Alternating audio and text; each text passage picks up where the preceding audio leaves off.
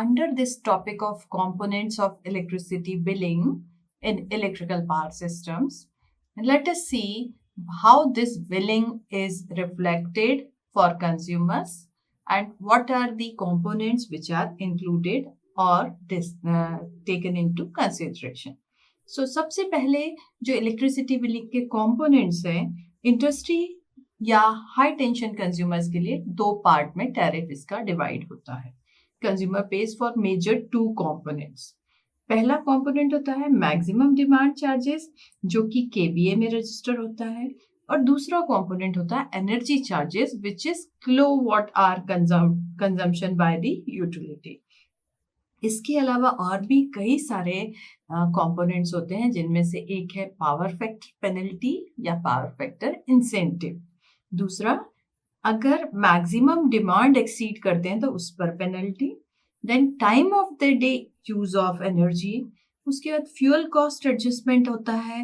Then electricity duty charges होते हैं जो कि इन पर भी चार्जेस इलेक्ट्रिसिटी बिल में इंक्लूड होते हैं, जो कि हम एक के बाद एक डिटेल्स में डिस्कस करते हैं.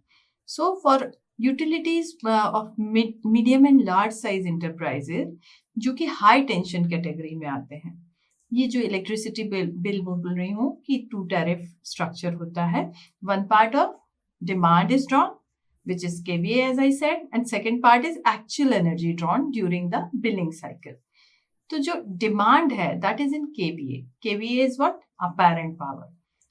और kilowatt that is active power.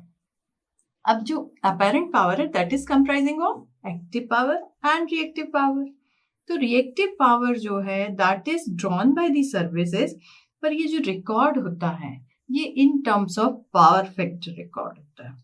Means actually it is reactive power, और reactive power का जो consumption है that reflects directly into power factor. तो हम जो बिल में टैरिफ में देखते हैं power factor is the component which is responsible for reactive power. So we only see by name active power or apparent power that they are kilowatts or kVA. अब इसके अलावा यूटिलिटी चार्जेस में maximum demand की billing होती है, और उसके अलावा दूसरे फिक्स्ड और वेरिएबल एक्सपेंसेस जो हमने देखे हैं वो भी ले डाउन किए जाते हैं.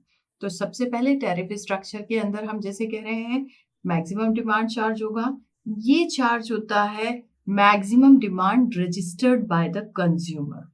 सबसे पहले जब आपके इंस्टॉलेशन में इलेक्ट्रिसिटी के लिए एप्लीकेशन जाती है तो they ask you for the demand. आपको किस पर्पज से इलेक्ट्रिकल एनर्जी चाहिए है, इलेक्ट्रिकल पावर सिस्टम से आपको जो कनेक्शन लेना है, सबस्टेशन से कनेक्शन लेना है, और उसमें आपको मैक्सिमम कितना इलेक्ट्रिकल एनर्जी की रिक्वायरमेंट है. तो जो अगर मैं एग्जांपल के तौर पे बोलूं कि जो छोटा कंज्यूमर होता है जो कि 3 BHK फ्लैट का ओनर है, उससे बोलेंगे आपकी मैक्सिमम डिमांड क्या है. तो एक टेबुलर फॉर्म में ही has to fill how many tube lights he is going to install at home, how many fans, then geyser, fridge, इसके अलावा microwave oven, washing machine and all such accessories, computer, printer, जो भी एक 3 BHK home में लोगों को load require होता है वो उसको लिस्ट डाउन करते हैं, और उसके बेसिस पर आप मान लीजिए कि एट अ टाइम जब सारे लोड्स को स्विच ऑन करना हुआ तो as per their rating they are total, उस टेबुलर में नीचे टोटल करते हैं जो भी उनका डिमांड आता है that is maximum demand of that house hold.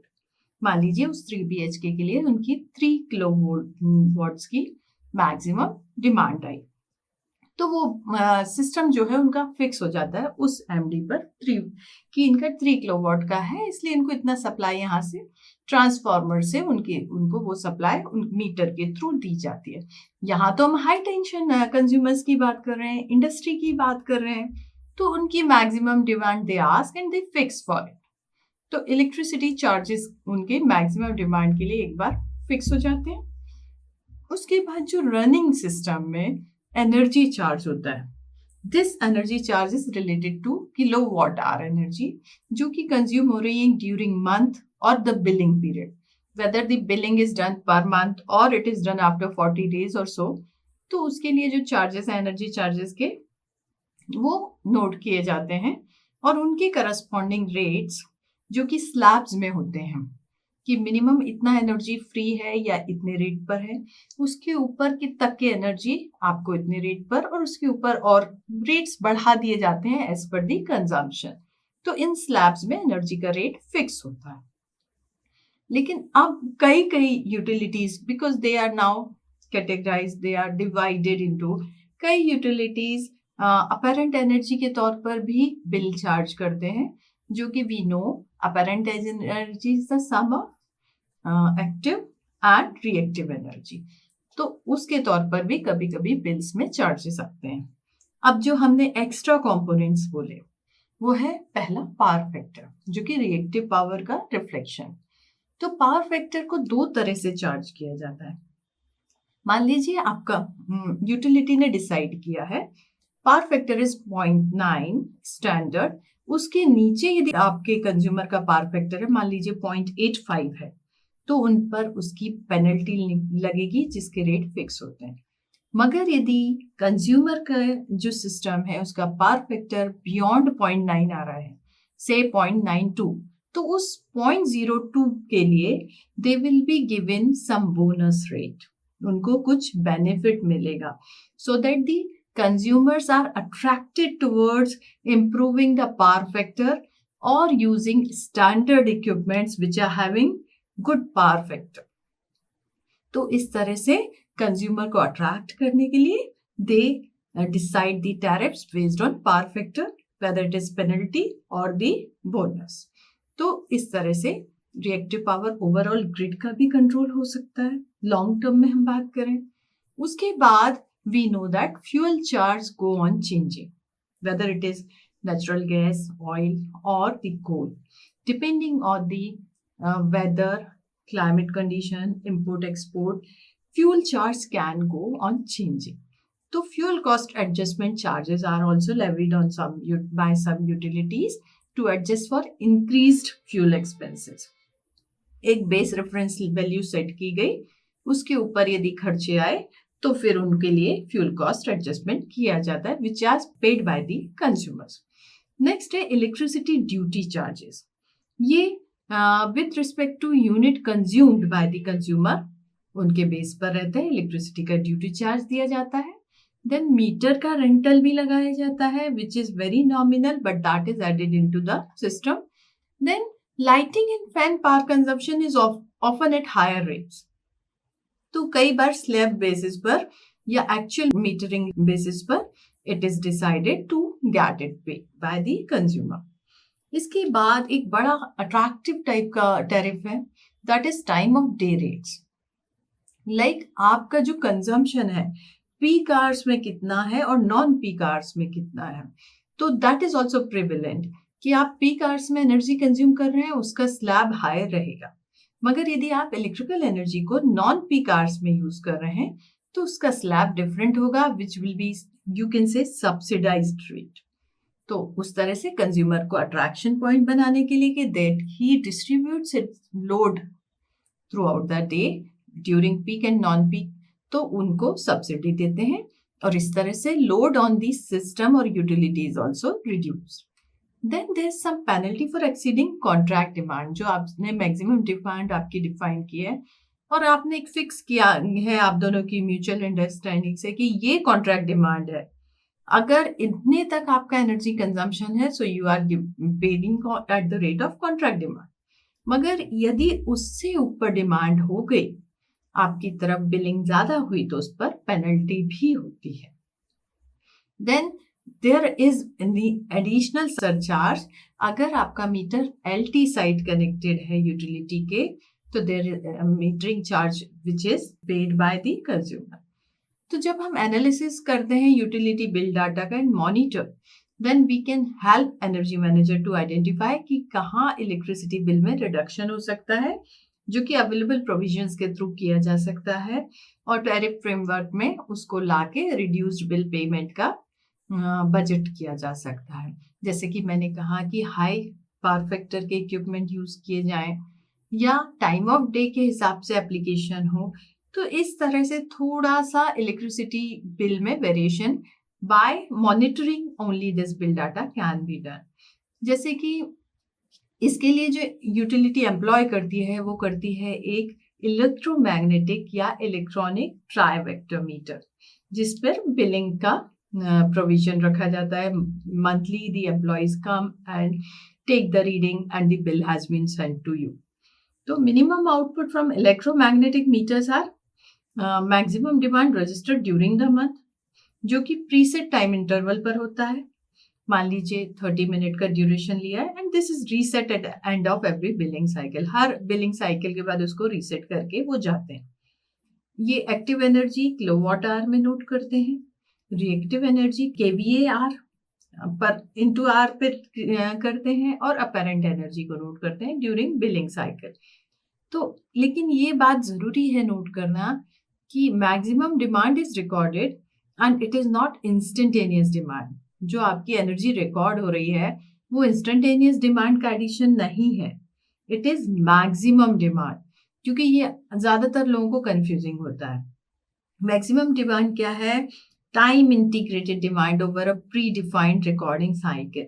मान लीजिए रिकॉर्डिंग साइकिल सेट हुआ है 20 मिनट पर या 30 मिनट पर या 1 घंटे में, तो उस साइकिल के दौरान जो मैक्सिमम डिमांड होती है उसको नोट किया जाता है for next cycle also done so and so. तो मान लीजिए कि एक इंडस्ट्री के अंदर हम एग्जाम्पल के तौर पर देखें कि 30 मिनट का साइकिल हमने फिक्स किया। 30 मिनट साइकिल के अंदर पहले 4 मिनट्स के लिए उसका कंजम्पशन आया है 2500 केवीए। ओके, उसके बाद 6 मिनट्स के लिए आया है 4100 kVA. Then comes the next cycle जो कि 12 मिनट्स के लिए होगा, that is having 3600 kVA. And lastly fourth cycle 30 minutes में हमारे पास ये 10 + 12 22। नेक्स्ट 8 मिनट्स में जो कंजम्पशन है दैट इज से 3800 केवीए। तो ये तो इंस्टेंटेनियस वैल्यूज ओके, पर जो मीटर रीडिंग नोट हो रहा है, मैक्सिमम डिमांड रिकॉर्डिंग हो रही है, that would be computed as maximum demand is equal to first cycle 2500 into 4 plus 4100 into 6 minutes plus 3600 into 12 minutes plus last one 3800 into 8 minutes। और ये कितने पीरियड के लिए साइकिल चला है? 30 मिनट हमने फिक्स किया था। So this will give us maximum demand as the calculation of this giving 3606.7 kV। तो आपका जो मीटर है पर मिनट नोट नहीं कर रहा है, पर 30 मिनट के पीरियड के लिए जो डिमांड का एवरेज आया है that has been noted for that 30 minute. तो क्या होता है, डिमांड तो टाइम पर बदल रही है, पर it is measured over that predetermined value कि आपने टाइम इंटरवल सिस्टम ने सेट किया 30 मिनट, उसके अंदर जो भी एमडी है that has been noted and it is averaged out for that interval. तो मंथ का जो मैक्सिमम डिमांड है that would be highest among such demands.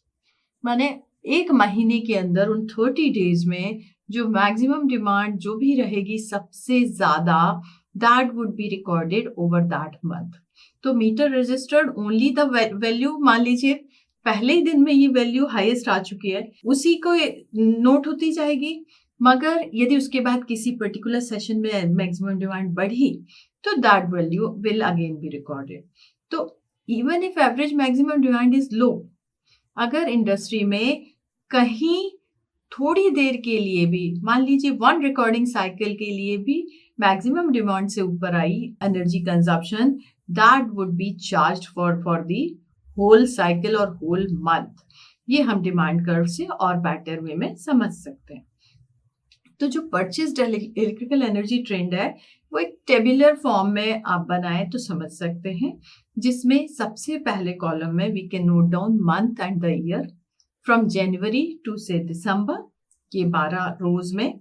सबसे पहले हम रिकॉर्ड कर सकते हैं maximum demand which is in kVA, then billing demand, उस पर्टिकुलर मंथ के अंदर मैक्सिमम डिमांड रिकॉर्डिंग जो थी वो क्या थी, देन बिलिंग डिमांड जो नोट हुई वो क्या थी, उसके बाद total energy consumption which is given in meter, electric trivector meter in kilowatt hour, then energy consumption during peak hours उसको भी नोट करते हैं, maximum demand charge in rupees per kVA and energy charge in rupees per kilowatt hour can be noted for your purchased electricity trend. आपको देखना है कि किस month में कंजम्पशन कितना है, किस मंथ में हमें बिलिंग चार्जेस ज्यादा देने पड़े और क्यों देने पड़े. उसके बाद power factor can be noted down for whole year. Then power factor पर आपको पेनल्टी मिली है या सब्सिडी मिली है, that can also be noted. और इन सब के टोटलिंग करके टोटल विन रुपीज एंड आपको पर किलोवाट आवर एवरेज कॉस्ट क्या पड़ रही है एनर्जी की, दैट कैन बी नोटेड. तो जब आप एक ओवर स्पान साइकिल में मॉनिटर कर पाते हैं electricity consumption and electricity paid for, तो you can better plan for next year और नेक्स्ट साइकिल कि इलेक्ट्रिकल एनर्जी का ऑप्टिमम यूज आप कैसे कर पाते हैं.